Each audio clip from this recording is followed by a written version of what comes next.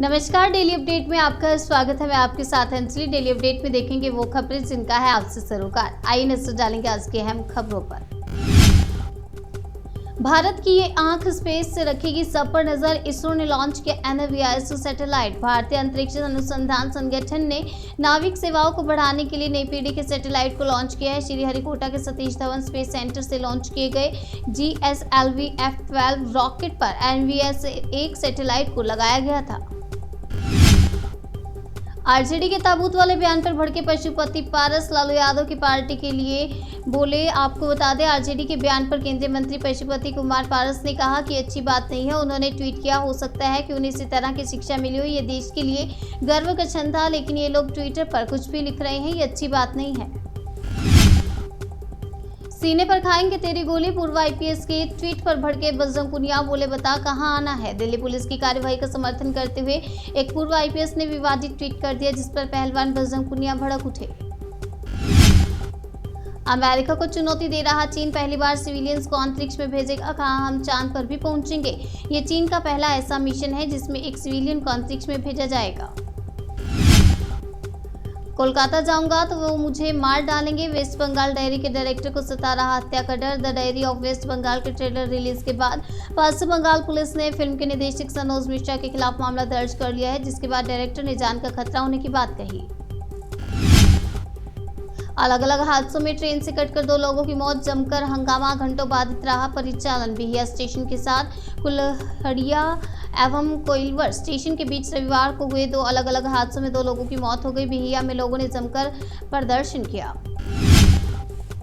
पूर्व मंत्री का बिहार सरकार पर बड़ा हमला। बोले, JDU RJD नेताओं का कराए DNA टेस्ट। DU के प्रदेश महासचिव संजय चौहान को शराब के नशे में गिरफ्तार किए जाने के बाद बिहार के खनन और भूतत्व विभाग के पूर्व मंत्री जनक राम ने बिहार सरकार पर तंज कसते हुए JDU पर निशाना साधा। पूर्व मंत्री जनक राम ने कहा कि JDU और RJD के नेताओं का DNA टेस्ट करा लिया जाए तो साफ हो जाएगा कि कौन लोग शराब पी रहे हैं।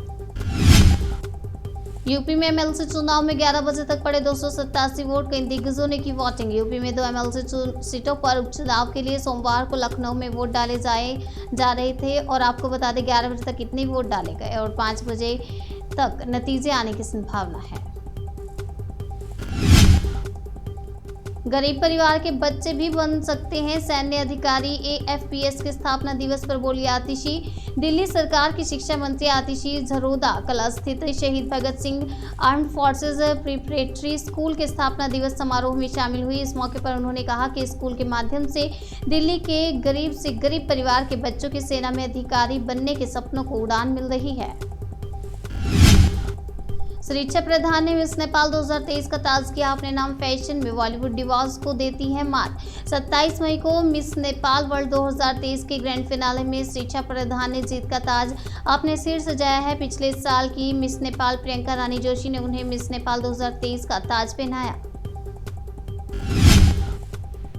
वायुसेना के हेलीकॉप्टर ने की भिंड में इमरजेंसी लैंडिंग। तकनीकी खराबी की आशंका। वायुसेना के हेलीकॉप्टर की आपातकालीन लैंडिंग की वजह से तकनीकी खराबी बताई जा रही है। फिलहाल पुलिस मौके पर पहुंचकर जांच कर रही है। चाकू से 16 साल की लड़की को गोदता रहा हैवान। पत्थर से कुचला सिर, फिर भी अनदेखा कर निकलते रहे लोग। दिल्ली के शाहबाद डेर इलाके में 16 साल के नाबालिग की चाकू से गोदकर हत्या कर दी गई। घटना सड़क के बीचों बीच हुई। पब्लिक देखती रही और उधर आरोपी चाकू से नाबालिग पर वार करता रहा। पूरी घटना CCTV कैमरे में कैद हो गई। घटना 28 मई की है। सब हदें पार, मैंने इससे ज्यादा भयानक कुछ नहीं देखा। 16 साल की लड़की के मर्डर पर बोली स्वाति मालीवाल। दिल्ली की शाहबाद डेयरी में दिला देने वाली वारदात सामने आई है। यहाँ एक नाबालिग की चाकू से गोदकर हत्या कर दी गई। घटना को लेकर दिल्ली महिला आयोग ने दिल्ली पुलिस को नोटिस भेजा है। दिल्ली महिला आयोग की अध्यक्ष स्वाति मालीवाल ने इसे अपने करियर की सबसे भयावह वारदात बताते हुए कहा कि सब हदें पार हो गई। कोसी नदी में डूबने से युवक की मौत। दोस्त की जनेऊ में शामिल होने के लिए दिल्ली से पहुंचा था सुपौल। 2024 से पहले फिर से सॉफ्ट हिंदुत्व की ओर बढ़ी सपा। अखिलेश यादव के इस कदम से बड़ी चर्चा। सपा 9 जून से सीतापुर के नैमिषारण्य से चुनाव अभियान का आगाज करेगी। शिविर 2 दिवसीय होगा, जिसमें सपा कार्यकर्ताओं को चुनाव की रणनीति के बारे में जानकारी दी जाएगी। यूपी में एमएलसी उपचुनाव में दोपहर 1 बजे तक 387 वोट पड़े। कई दिग्गजों ने की वोटिंग। यूपी में 2 एमएलसी सीटों पर उपचुनाव के लिए सोमवार को लखनऊ में वोट डाले जा रहे हैं। वहीं शाम करीब 5 बजे तक नतीजे आने की संभावना है। गुरुग्राम में गो तस्कर और गोरक्षकों के बीच मुठभेड़। अंधेरे में काली स्कॉर्पियो छोड़कर भागे बदमाश। पुलिस के भेष में गायों की तस्करी कर रहे 5 तस्करों को रविवार देर रात गो तस्करों ने घेर लिया। इस दौरान वे हाईवे किनारे अपनी गाड़ी छोड़कर फरार हो गए। दिल्ली में दौड़ेगी प्रीमियम बसें, मिलेगी लग्जरी कार वाली सुविधा। दिल्ली की सड़कों पर प्रीमियम बस चलाने की तैयारी की जा रही है। ये बसें बेहद लग्जरी और आधुनिक सुविधाओं वाली होंगी। इसे चलाने का मकसद कार में चलने वाले लोगों को पब्लिक ट्रांसपोर्ट में शिफ्ट करना है।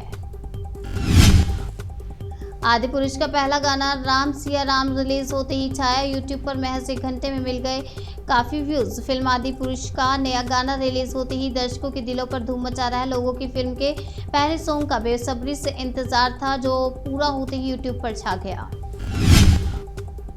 बस्तर में चुनावी बिसात बिछाने में जुटी बीजेपी संभावित कैंडिडेट्स के रिपोर्ट कार्ड पर होगी चर्चा। भाजपा प्रदेश प्रभारी ओम माथुर अपने 4 दिवसीय प्रवास पर बस्तर पहुंचे। वे 7 जिलों का दौरा कर यहां पूरे 12 विधानसभा सीटों का हाल जानेंगे। खबरों से रहने के लिए अपडेट देखते रहिए जनसेतु का खास प्रोग्राम डेली अपडेट।